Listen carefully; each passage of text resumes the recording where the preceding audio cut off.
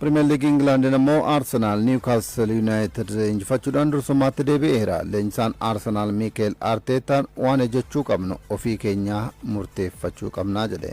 Sanbata ammoo Tottenham Hotspur fi Liverpool milkaaniiru shifarraa jaamboo dabalata qaba.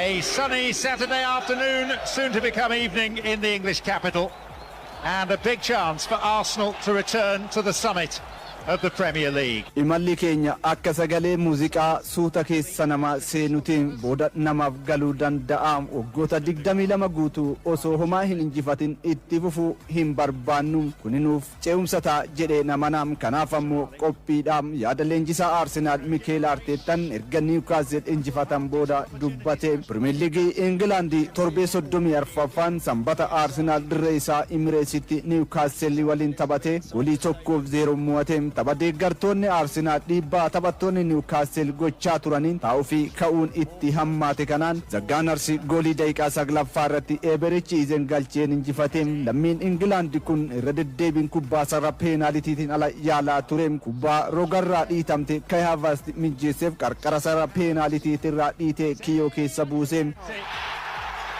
It's a dream of a goal from Eberechi. Golin kun waggoota arfan darban keessatti golii kurnaffaa sarara peenaalitiin ala galchee ta'uudhaan Eberechi izedhaan kan gitu hin jiru. Ta'us Arsenaal erga golii galchee sochiin taphaa guutummaatti Newcastle'n irraa fudhatamee ture. Irra deddeebiin yaadiiwwan Sandro Tonali, Yohani Wissa fi Bruno Gomaresh dabalatee golii egaa Arsenaal dabarreetu isaan baraare. Keessumaa erga Kai Havertz miidhamee dirree bahee fi Victor Gyökeres dirree seenee hammi kubbaa Arsenaal gara fuulduraatti deemu gadi bu'eera. Newcastle kubbaa harka 54.8 irraa fudhachuun taphate. Gama Arsenaalinis erga Bukayo Saakaan jijjiiramee seene sochiin taphaa bayeessa yoo ta'u golii egaa Newcastle Nick Pope yaaliiwwan ciccimoo jalaa deebiseera. Ta'us Arteettaan qabxii barbaachiftu 3 argatee imala waancaa taasisaa jiran cibsateera. Taphoota lamaan walitti aansee Maanchastar fi Bournemouth'n erga mo'atamee booda injifannootti deebi'e. Ta'us golii galchuun garaagarummaa bal'ifachuu hin dandeenye. Arsenaal amma garaagarummaa qabxii 3tiin Maanchastar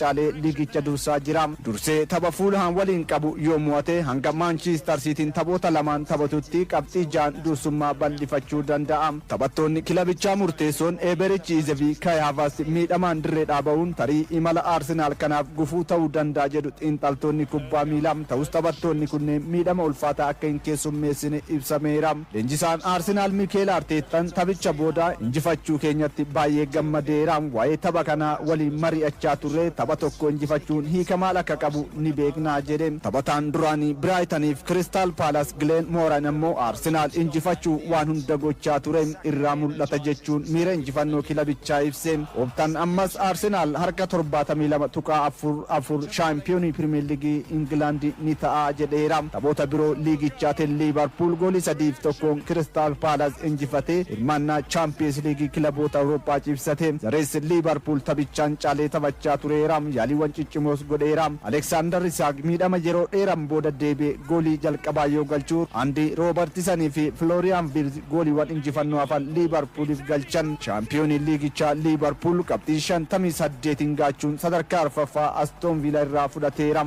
Dirreedhaan ala Fulham waliin kan taphate Aston Villaan ammoo golii 1-0 mo'ame. Riyaan Seesenyoon golii injifannoo Fulham galche. Tottenham bara 2026 keessa injifannoo jalqabaa galmeechus sadarkaa gadii keessaa ba'uu hin dandeenye. Taphoota 15 darban injifannoo malee kan imale Tottenham golii 1-0 Wolves injifate. Ta'us West Hamin qabxii 2 caalame sadarkaadhuma gadiin itti fufeera. West Ham golii 2-1 Everton mo'ate sadarkaa gadiirraa yeroo fagaateera. Har'a Manchester United Brentford waliin taphata. Michael Carrick jalatti ga'umsa fooyyee mul'isaa kan jiru Manchester United taphicha yoo mo'ate garaagarummaa Liverpooliif Aston Villa waliin qabu 3tti guddisa. Brentfordis hirmaannaa dorgommiilee Awurooppaa argachuu morkiin kun cimaadha. A sizzling strike to put the game. La Liga Spain taphoota torbee 33ffaatiin Barcelonaan yoo mo'atu Real Madrid ammoo qixabaa'uun morkii shaampiyoonummaarraa fagaateera. Torbee 34ffaa liigichaatiin Real Madrid qabxii kan gatu yoo ta'e Barcelonaan shaampiyoonii liigichaa ta'uu ni mirkaneeffata. Abdurrahman Amin. Ball is slipped through here. This could be the opening goal, and it is the opening goal. Barcelona take the lead. La Liga Spain torbee 33ffaan Barcelonaan Hetaafee injifachuun garaagarummaa qabxii 11tiin liigicha dursuu eegalee reeysaatiin ala Hetaafee waliin kan taphate Barcelonaan goolii 2-0 injifate. Fermin Lopez boqonnaa dura daqiiqaa 45ffaa irratti goolii galcheen Barcelonaan 1-0 dursaa boqonnaa bahe. Boqonnaa deebii daqiiqaa 60ffaa irratti jijjiiramee kan seene Marcus Rashford turtii daqiiqaa 14 booda goolii lammaffaa dabaluun taphichi goolii 2-0 injifannoo Barcelonaatiin xumurame. Marcus Rashford dorgommii hundaan goolii 13ffaa Barcelonaaf galche. Barcelonaan garaagarummaa qabxii 11tiin Real Madrid caalee qabxii 85 liigicha dursaa jira. Real Madrid jimaata darbee Real Betis waliin qixa bahe. Torbee 34ffaa liigichaan Barcelonaan Osasuna injifate. Real Madrid Ispaanyol waliin qixa baanaan Barcelonaan yeroo 29ffaaf shaampiyoonii ta'a. Leenjisaan Barcelona Hans Flick ammas taphoonni liigicha shan waan hafoof liigichi hin xumuramne xiyyeeffannaan keenya tapha isa itti aanu ta'a jedhan. Gammachuus kan ibsannu amma garaagarummaa qabxii 11tiin waan dursineef osoo hin taane yeroo isaa waliin tola jedhaniiru. La Liga Spain kanaan kaleessa Villarreal Celta Vigo, Osasunaan Sevilla, Elchen Real Oviedo qabxii wal fakkaataa goolii 2-0 yoo injifatan Rayo Vallecanoon Real Sociedad waliin goolii 3 qixaan xumure. Sanbata Atletico Madrid goolii 3-2 Athletic Bilbao yoo injifatu Alaves Mallorca Valenciaan Girona qabxii wal fakkaataa goolii 2-1 injifataniiru. Jimaata Real Madrid osoo dursaa jiru daqiiqaa 94ffaa irratti goolii keessummeesseen Real Betis waliin goolii 1 qixaan xumuruun garaagarummaa bal'aan caalameera. La Liga Spain kana Barcelonaan qabxii 85 yoo dursu Real Madrid 74, Villarreal 65, Atletico Madrid 60 hordofaa jiru. Kylian Mbappeen goolii 24 galchuun baay'ina goolii bara kanaatiin yoo dursu Vedat Muriqi Mallorca irraa goolii 21 hordofaa jira. Well, it's 93 minutes and 5 seconds on the clock. Manuel Pellegrini celebrates.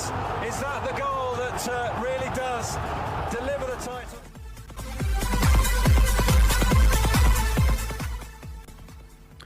Serie A Itaaliitiin Inter Milaan kaleessa Torino waliin qixa bahuudhaan waancaa Scudetto fudhachuuf carraa qabuuf jalaa dhiphiseera. Hirmaannaa Champions League Awurooppaa argachuuf kan morkachaa jiru AC Milan ammoo Juventus waliin goolii malee qixa xumure. Abubakar Abdallaa dabalata qaba. For Di Marco and Thuram is there every time. Inter Milan waancaa Scudetto torban kan mirkaneeffachuudhaaf carraa qabuuf jalaa yoo balleessu tapha cimaa Serie A torbee kanaatiin AC Milan fi Juventus goolii malee qixaan xumurani. Dirree ofiitiin ala Torino waliin kan taphate Inter Milan goolii 2-0 dursaa turus goolii 2 daqiiqaa xumuraa irratti keessummeesseen 2 qixa xumure. Inter Milan Marcus Thuram goolii jalqabaa yoo galchu boqonnaa deebii Jan Bisak goolii lammaffaa galche. Ta'us Torinoon gooliiwwan Giovanni Simoni fi Nicola Vlasic dabalaniin duubaa ka'uudhaan qixxaateen. Inter Milan liigichi xumuramuudhaaf taphoon torbee afurii qofti yeroo hafu kanatti qabxii 10 shaampiyoonii liigichaa Napoli caalee dursaatii jira. Torbee dhufuu deeggartootaa fuulduratti tapha Parmaa simatu injifannaan yeroo 21ffaaf shaampiyoonii Serie A Itaalii ta'uun mirkaneeffata. Inter Milan waancaa liigichaa fudhachuuf kan dhiyaate dabalatee Koppaa Itaaliyaanis tapha xumuraatiif kilaba ga'eedha. Waggaa jalqabaa isaaniitiin waancaa 2 kilabicha waliin fudhachuudhaaf morkachaa kan jiran leenjisaan kilabichaa Christian Kivuun taphicha dursaa turuu isaanii ibsuudhaan gooliiwwan dhumarratti keessummeessaniin qabxii qooddachuun akka isaan dallansiise dubbatanii gooliin dabalataas nutti galuu danda'a ture. Torinoon osoo abdiin kutiin taphachaa ture jedhan. Tapha biraatiin hanga afuraffaatti xumuruudhaaf kan morkatan AC Milan fi Juventus morkii waliin taasisan goolii malee qixaan xumurani. Tapha kanaan gooliin Truman galche kan jala haqamte yoo ta'u gama AC Milaniin Alex Selmaker yaaliin gooliif dhiyaate taasises sibiilli goolii kan jala deebises ni eerama. AC Milan taphoota Serie A ja'a as dhiyootti Juventus waliin taphateen goolii osoo hin galchin bahuusaati. Taphataa Juventus Manuel Lucatelli waliin walitti bu'uusaatiin miidhamee diree ba'eera. Kilaboonni lamaan qabxii 3 qofa wal caaluudhaan AC Milan sadaffaa Juventus afuraffaa irratti argamu. Kaleessuma Komoon 2-0 Genoa injifachuun hirmaannaa dorgommiilee Awurooppaa argachuuf morkii taasisuu cimsateera. Fiorentinaan Sassuolo waliin goolii malee xumure. Sanbata Roomaan direen alatti Bologna waliin morkii taasiseen gooliiwwan Donmaalanii fi El Ayooniin galchaniin 2-0 mo'ate. Parmaan 1-0 Pisa injifateera. Veronaan Licee waliin goolii malee xumure. Jimaata Napoliin 4-0 Cremoniis mo'ateetii ture. Liigicha Inter Milan qabxii 79 yoo dursu Napoliin 69 lammaffaadha. AC Milan 67 Juventus 64 sadaffaa fi afuraffaadha. Pisaan gadi buusaa kilaba mirkaneeffate. Hellas Veronaa fi Cremoniis kilaboota biroo sadarkaa gadii keessa jirani. To do it all himself, the deflection takes it in and Napoli double their lead.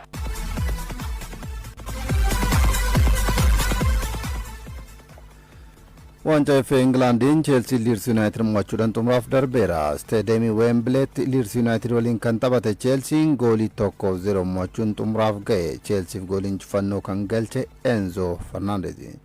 Liam Rozener hojii leenjisummaarraa kan kaase Cheelsiin leenjisaa yeroo Callum McFarlanein durfamaa waanchaaf dhaqqabeera. Sanbata darbe ammoo Maanchastar City Southampton mo'achuun xumuraaf ga'eera. Maanchastar Cityin goolii 2-1 injifachuun xumuraaf darbuusaa mirkaneeffate. Southampton goolii Aziz galcheen dursa qabatus Manchester Cityin duubaa ka'uun goolii Jeremy Doku fi akkasuma Nico Gonzalez galchaniin mo'ate. Barana waancaa Carabao Arsenaal injifachuun shaampiyoonii kan ta'e kilabichi waggoota 4 walitti aansisee FA Englandnis xumuraaf ga'eera. Guyyaa 19 booda Stadiyeemii Wembleytti waancaa Cheelsii waliin taphata.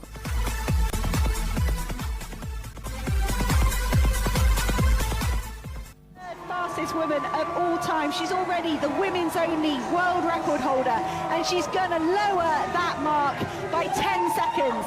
Maaraatooniiwwan gurguddoo addunyaa torba keessaa tokko kan ta'e maaraatoonii London kaleessa marsaa 47ffaan riikardii haaraan golabame. Maaraatoonii London kaleessa fiigameen morkii dubaraan Tigist Asaffaa riikardii dubartoota haaraa yoo galmeessitu Iraan yoomiif qajeelchaa atleetii Itoophiyaa jalqabaa maaraatoonii sa'aatii 2 gadi atleetii xumuree ta'e jira. Atleetiin Keeniyaa Sebastian Sawe riikardii addunyaa galmeessuun injifate. Dubaraan shaampiyoonii London Tigist Asaffaa shaampiyooniin yeroo lama maaraatoonii Boston fi New York Obiri shaampiyoonii London bara 2021 Cheelsii Jepkoskee hirmaachuun morkii cimse. Atleetonni kunniin kiiloomeetira 5 jalqabaa daqiiqaa 15 sekondii 39 xumurani. Kiiloomeetira 10 daqiiqaa 31 fi sekondii 03 yoo fiigan kiiloomeetira 15 yookaan daqiiqaa 46 sekondii 39 fayyadamanii jiru. Kiiloomeetira 15 booda morkiin kan Tigist Asaffaa Helen Obiri fi Cheelsii Jepkoskee ture. Atleetonni sadan Londonitti walakkaa maaraatoonii reeyogaan sa'a tokko daqiiqaa 06 sekondii 12 fayyadaman. Xumurarratti saffisa olaanaan fiigaa kan turte atleetiin Itoophiyaa Tigist Asaffaa yeroo lammaffaaf walitti aansuun injifatte.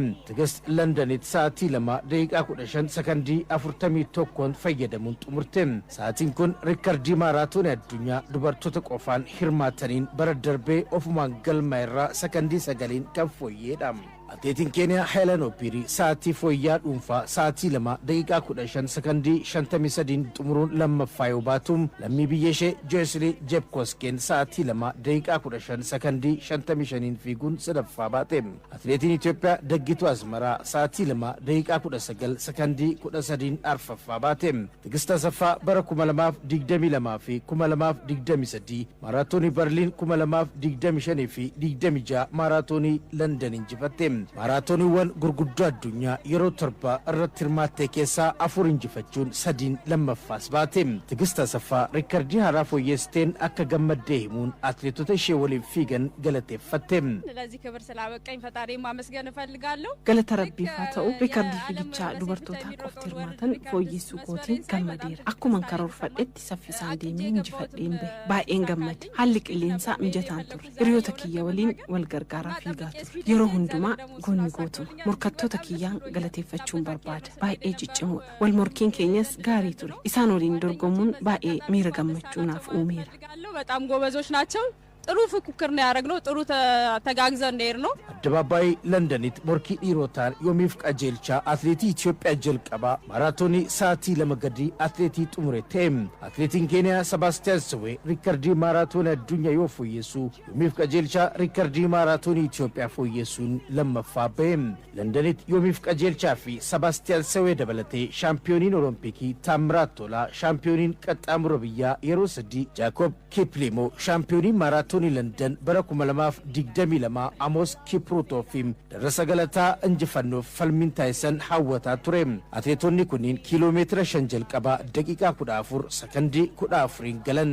Kiiloomeetira 10 yoo ga'an daqiiqaa 28 sekondii 34 fayyadaman. Kiiloomeetira 15 jalqabaa xumuruuf daqiiqaa 43 sekondii 10 fayyadamanii jiru. Walakkaa maaraatoonii sa'aatii 1 fi maayikiroo sekondii 29 galan. Kiiloomeetira 35 booda morkiin kayyoomiif qajeelchaa fi Sebaastiyaan Soweetii dorgommichi xumuramuuf meetira 1,600 yoo hafu shaampiyooniin dorgommichaa Sebaastiyaan Sowee saffisa dabaluun yoomiif qajeelcharraa fagaatee dhufe. Sebaastiyaan Sowee sa'aatii 1 daqiiqaa 59 maayikiroo sekondii 30 xumuruun injifate.